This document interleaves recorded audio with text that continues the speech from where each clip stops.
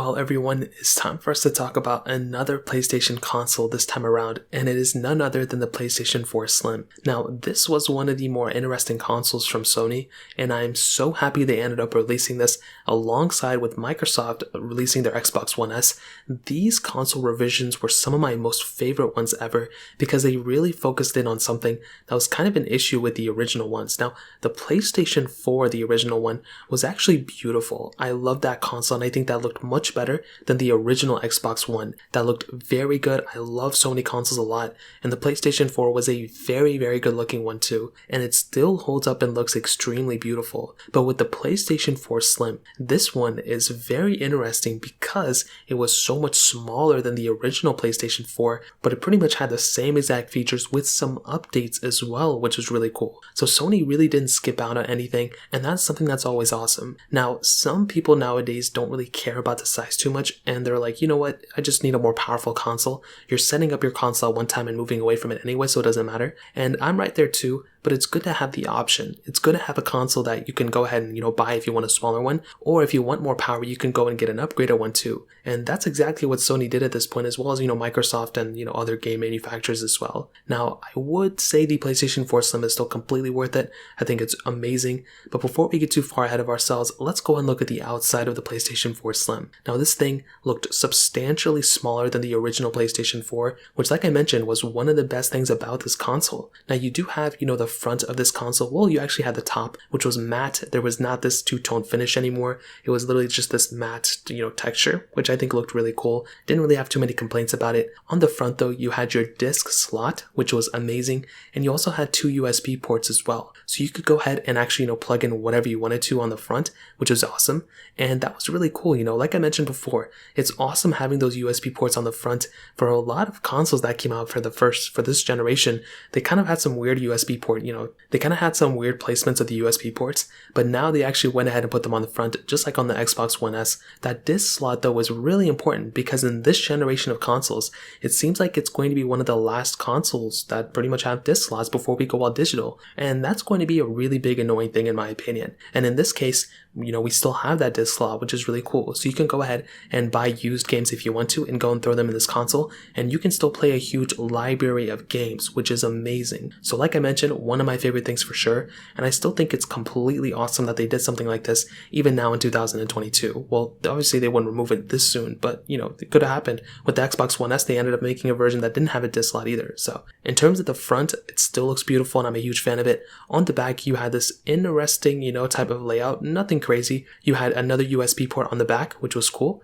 You had an HDMI port, and you had an Ethernet port as well. You had the AC adapter port there too, so you can go and, plug this in to power. And this thing couldn't output to 4K or anything, but you did have still a pretty decent, selection of ports. And as I mentioned before, that's still awesome. Having the ability of just, plugging in whatever you want to and then kind of moving on from there was really cool. And I still think it holds up really, really well in terms of 2022. Now, in terms of turning it on and everything and booting it up and how it holds up in 2022, one good thing about the PlayStation 4 Slim is that it's still completely relevant, and there's still a lot of games being kind of supported on this thing, and there's still a lot of games that are even being developed for this thing too. Sony starting off, with the software and everything, Sony is doing a good job at still pushing out newer features on their PlayStation 4s. Now, funny enough, with the PlayStation 4 Slim, you wouldn't really think this, but Sony is actually bringing some features of the PlayStation 5 over to the PS4.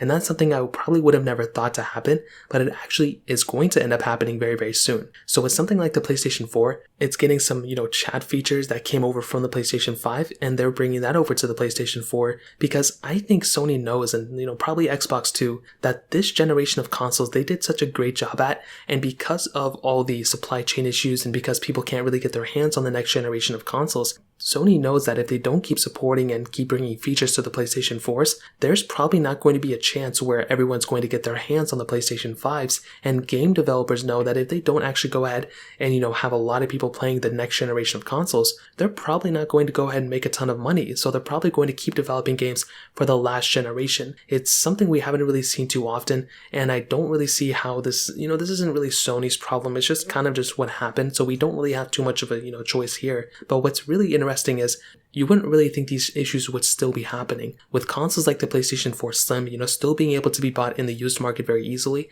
versus something like the PlayStation 5, where you can't really get your hands on it. I mean, it's like a pretty hard experience.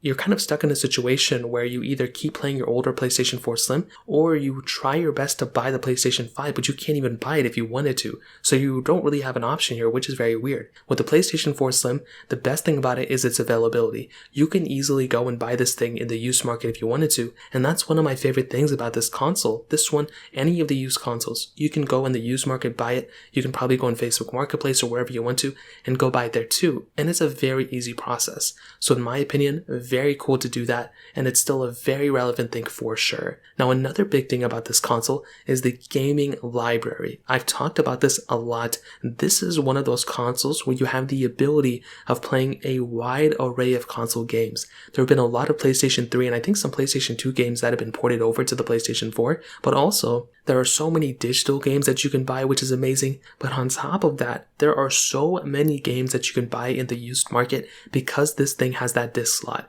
Compared to the PlayStation 5 digital or the Xbox Series S, and even that Xbox One S that didn't have the disc slot, you have the capability here of going on eBay and buying any of these type of, CD games if you want to, plugging them into here, and then pretty much just playing them that way, which is awesome. We don't really have that capability on every console nowadays, and with the last generation, that's one of my favorite things about it. So even though this console isn't perfect and it may not be the most powerful console anymore, you at least have the capability of, buying all these used games and playing them on here. And PlayStation, games are extremely awesome. They have great graphics, and with something like the PlayStation 4 Slim, this thing has a lot of power still. I never really felt like my specific console was very slow or that it couldn't handle anything I threw at it or anything like that. Really, the only thing is maybe in the next 2 years, there's probably going to be a very, very big slowdown of games being, coming out for this thing, and then software updates not coming out for this thing and all that stuff. But I still think it's completely relevant. The games are awesome. The build quality is great. The controller is still really awesome in my opinion too.